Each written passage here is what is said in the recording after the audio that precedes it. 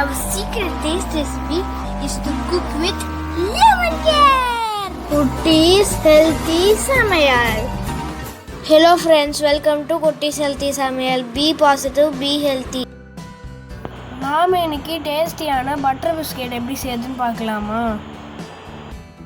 அதுக்கு முன்னாடி நம்ம சேனலை சப்ஸ்கிரைப் பண்ணாதவங்க சப்ஸ்கிரைப் பண்ணிவிட்டு பக்கத்தில் இருக்க பெல் பட்டனை கிளிக் பண்ணிக்கோங்க.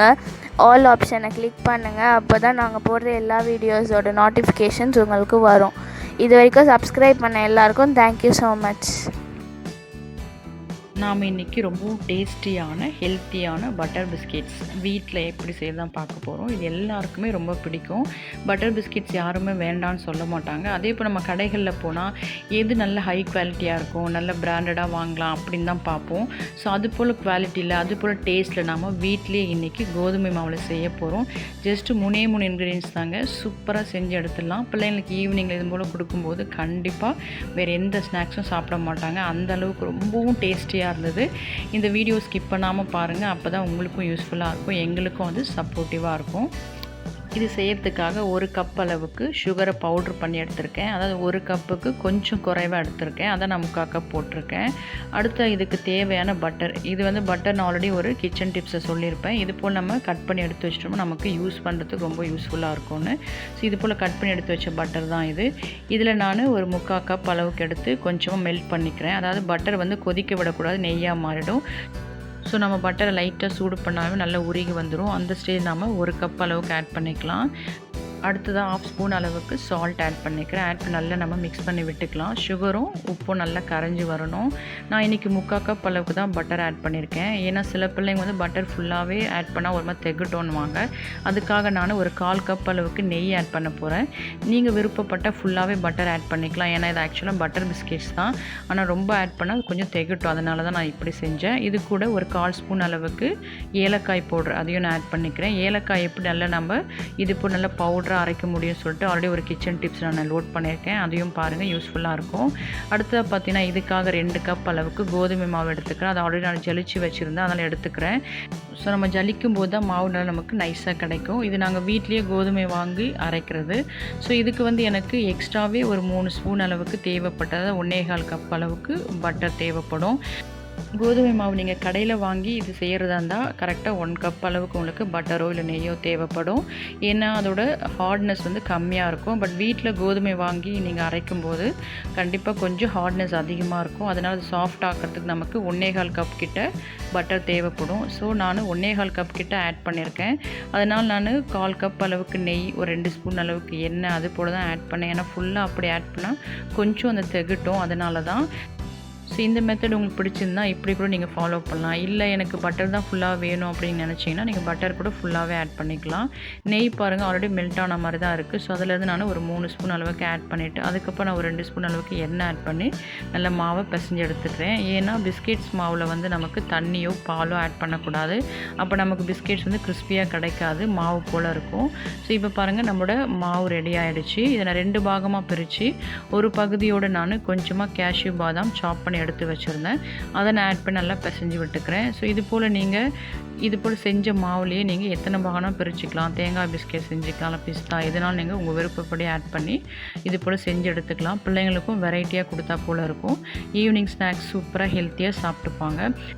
இப்போ நாம் பிஸ்கெட் செய்கிறதுக்காக ஒரு பிளேட்டில் இது போல் மாவு கொஞ்சம் டஸ்ட் பண்ணிக்கலாம். அப்போ எடுக்கிறதுக்கு ஈஸியாக இருக்கும். அதில் ஒரு சின்னதாக பால் பிடிச்சி இது போல் உள்ளங்கையில் வச்சு ப்ரெஸ் பண்ணும்போது நமக்கு இது போல் ரவுண்ட் ஷேப்பில் கிடைக்கும். ஆனால் சுற்றிலும் பார்த்திங்கன்னா அந்த விரிசல் இருக்கும். அதை நம்ம இது போல் ஒரு சின்ன பவுலோ இல்லை குக்கி கட்டரோ இல்லை பாட்டில் மூடியை வச்சு கட் பண்ணும்போது நமக்கு அந்த விரிசல்லாம் எடுத்துடலாம். இது போல் நமக்கு ரவுண்ட் ஷேப்பில் கரெக்டாக பிஸ்கெட்ஸ் கிடைக்கும். அதுக்கப்புறம் நம்ம பேன்லேயோ இல்லை குக்கர்லேயோ வச்சு வேக வச்சு எடுத்துக்கலாம். இல்லை நீங்கள் ஓடிஜி இருந்தால் அதில் கூட நீங்கள் வேக வச்சு எடுத்துக்கலாம். இப்போ அடுத்து பார்த்திங்கன்னா ஒரு பாட்டில் மூடி வச்சு நான் கட் பண்ணி எடுக்கிறேன். இது போல் எல்லா குக்கீஸும் ரெடி பண்ணி நான் ஃபஸ்ட் டைம் பார்த்திங்கன்னா ஒரு பேட்ச் வந்து இட்லி தட்டில் தான் வச்சேன். இது போல் எல்லா குக்கீஸும் நம்ம செஞ்சு எடுத்துக்கலாம். அது மேலே பாருங்கள் இது போல் கூட நம்ம டிசைன் பண்ணிக்கலாம். ஒரு ஸ்பூன் வச்சு நீங்கள் இது போல் கூட குட் டே போல் டிசைன் பண்ணி வச்சுக்கலாம். இல்லை டாட்ஸ் போட்டுக்கலாம், உங்கள் விருப்பம் தான்.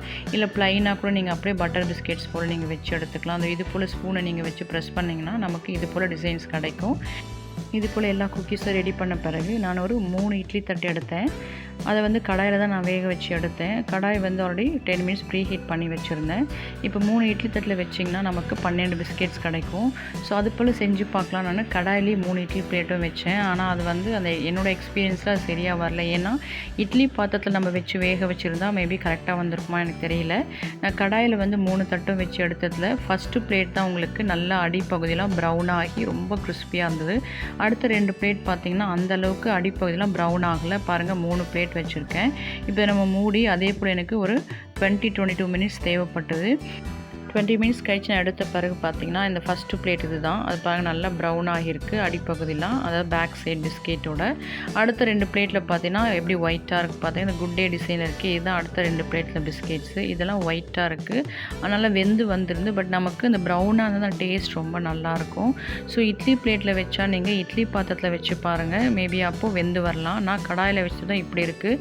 அடுத்த பேட்ச் பார்த்திங்கன்னா இது போல் ஒரு பிளேட் வச்சு அதில் நான் எண்ணெய் தடவி இது போல் பிஸ்கெட்ஸை வச்சு வேக வச்சு அதே 20 மினிட்ஸ் தான் வேக வச்சு எடுத்தேன். இதில் பார்த்தீங்கன்னா பிஸ்கெட்டோட பேக் சைடெலாம் ரொம்ப நல்லா ப்ரௌன் ஆகி சூப்பராக வெந்து வந்திருந்து. டேஸ்ட்டும் அவ்வளோ சூப்பராக இருந்தது. ஒரு சைட் பார்த்திங்கன்னா நான் 2 பிஸ்கெட்டாக வச்சு வேக வச்சுருப்பேன். அது வந்து அந்த பிளேட்லேருந்து எடுத்த பிஸ்கெட்ஸ் இன்னும் ப்ரௌன் ஆகணுன்றதுக்காக நான் திரும்ப இந்த பிளேட்டில் வச்சு வேக வச்சேன். நீங்கள் ஃப்ரெஷ்ஷாக வைக்கும்போது கொஞ்சம் கேப் விட்டு தான் பிஸ்கெட்ஸ் வைக்கணும். அப்போ தான் அது வெந்து வரும்போது கொஞ்சம் பெருசாகும், அப்போ இடிக்காமல் வரும். பாருங்கள் நம்மளோட பட்டர் பிஸ்கெட் சூப்பராக ரெடி ஆகிடுச்சு. பார்க்கும்போது இவ்வளோ அட்ராக்டிவாக இருக்குது பாருங்கள். அந்த பேக் சைடெலாம் அவ்வளோ ப்ரௌனாக அவ்வளோ கிறிஸ்பியாக இருந்தது. இந்த பிஸ்கெட் பார்த்திங்கன்னா இது வந்து கேஷ்யூ பிஸ்கெட்ஸ். இது உடைக்கும் போதே பாருங்கள் எவ்வளோ கிறிஸ்பியாக இருக்குது. உள் சைடில் நம்ம கடைகளில் எப்படி வாங்குமோ அது போல் டெக்ஸ்சர் அவ்வளோ நல்லா இருந்தது. டேஸ்ட்டும் அப்படி தான் அவ்வளோ சூப்பராக இருந்து. கலரும் பார்த்திங்கன்னா ரொம்ப அட்ராக்டிவாக இருந்தது.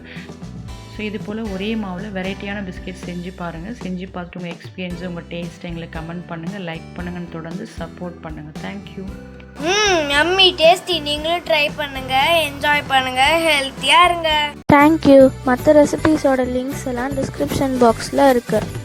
உங்களுக்கு இந்த வீடியோ பிடிச்சிருந்ததுன்னா லைக் பண்ணுங்கள், ஷேர் பண்ணுங்கள், கமெண்ட் பண்ணுங்கள், சப்ஸ்கிரைப் பண்ணுங்கள், பக்கத்தில் இருக்க பெல் பட்டனையும் கிளிக் பண்ணுங்கள். பாய்.